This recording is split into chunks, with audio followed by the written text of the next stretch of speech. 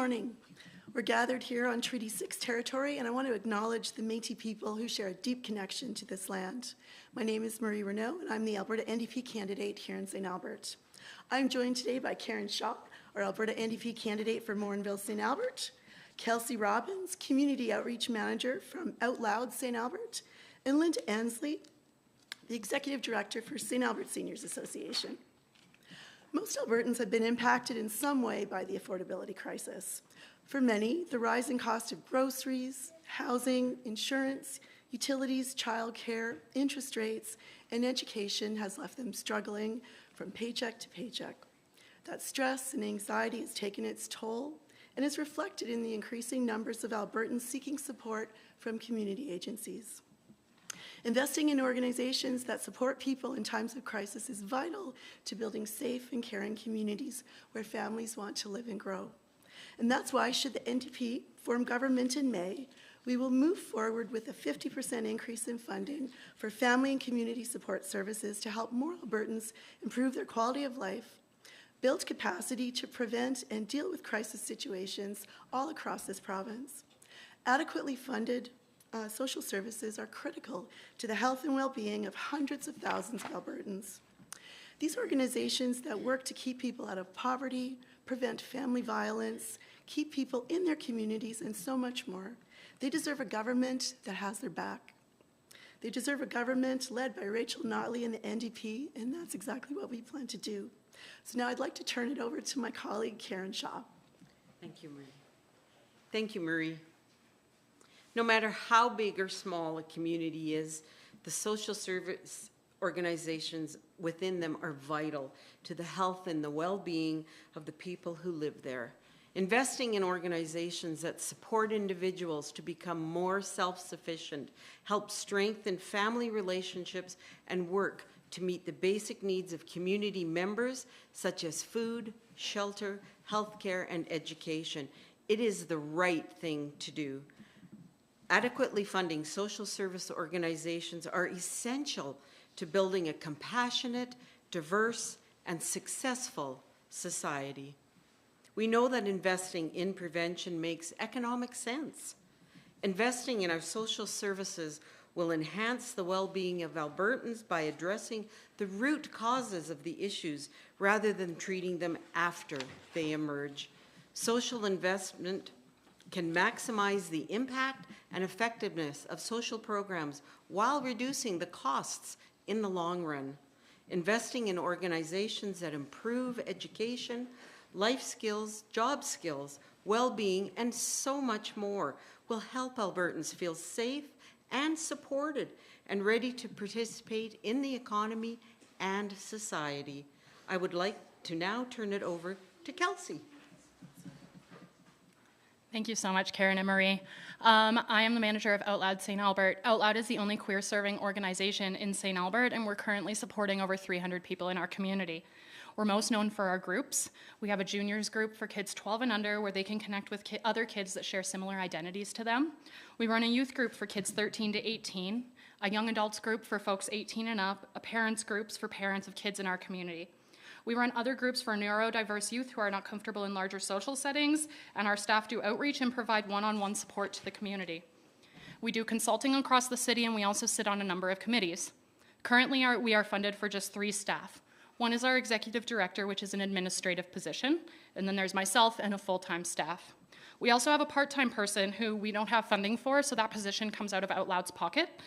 It's funded through ongoing fundraising efforts, micro grants, and donations. We're running up to 18 programs monthly with 3 people. We're stretched beyond our limits and have been for quite some time. It's heartbreaking because the need is so great and we don't and won't turn anyone away. We recently attended a GSA conference for St. Albert students at a local high school, and we met about 200 kids that we had never seen before that were interested in accessing our services. It was a little overwhelming. They knew we were in the community, but they weren't quite aware of what we could do for them. A significant increase in FCSS funding would mean so much to us and many other nonprofit organizations that have been struggling to get by for a really long time. Based on the funding we have now, a 50% increase would possibly give us another 1.5 staff, which would mean we could serve another 150 people every single year. It would give us the ability to provide more programming for more individuals, We could possibly even move to a larger space that could accommodate our group because we're in a very small space right now and we're bursting at the seams.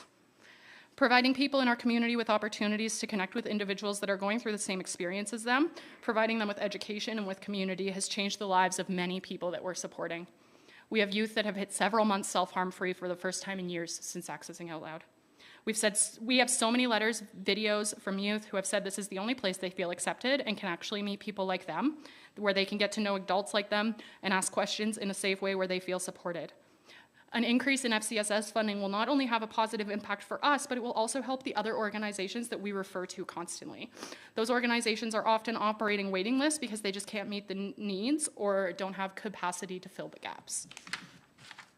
So this increase in funding would be a wrap-around solution to a really big problem in St. Albert and the entire province. If you provide people with good social services, it has a positive impact on all aspects of society, and all we really want right now is for our kids to be able to survive. Thank you. Thank you, Kelsey, for all the great work that you and your organization do. And now I'd like to invite Linda to the mic. Thank you, Marie, for all the work you've done for our community and for our seniors in St. Albert. The St. Albert Seniors Association is struggling. We desperately need funding to hire more staff to meet the needs of seniors. Seniors come to us seeking referrals for mental health, housing, transportation, and food security. We used to have a staff of 17 before COVID, but we were devastated by that pandemic, and we're now down to a staff of 7. When we reopened after COVID, we had 300 members. We are now at 1,300 members, and we are trying to serve them with a skeleton staff. By Christmas, we will be up to around 1,500 to 1,700 members, which is where we were before COVID. We have no money to hire more staff to meet the needs of a growing demographic that cannot age in place without the assistance of their community. We know that aging in place creates the best outcomes for seniors and for the healthcare system. We desperately need another social worker. We are having to turn people away and refer them to other agencies when we know that seniors have very specific needs and our staff are trained to take those into consideration. We hate it when we have to refer someone to somebody else who doesn't have the expertise we do. We are a 50-plus activity center. We don't house anyone. We provide preventative activities and services. We run a brain health symposium with the Alzheimer's Society in Rivera. We have an award-winning kitchen. We do social events and classes on everything from dancing to art to yoga. We also have a community bus because seniors struggle to get door to door. Our little community bus will pick them up, take them to get groceries, come back an hour later, and take them home and help them with heavy items. We also have no funding for this bus. In addition to another social worker, we really need a full-time volunteer coordinator as we're trying to coordinate 275 volunteers who are essential to helping us run the 50-plus activity center. We have the only Meals on Wheels depot in all of Sturgeon County. We have no funding for that. We're running it on a wing and a prayer. If we're not here, where are all those seniors going to go? How are they going to age in place without community supports? Where are they going to go to get help, inexpensive, highly nutritious food, socialization, and classes that are geared to their needs? We are an essential community service. We know that social isolation and loneliness kills. I'm here today to stand with our hardworking MLA, Marie Renaud, and the NDP to ask for substantial increases in funding because seniors are more than just a wrinkle in time. Thank you.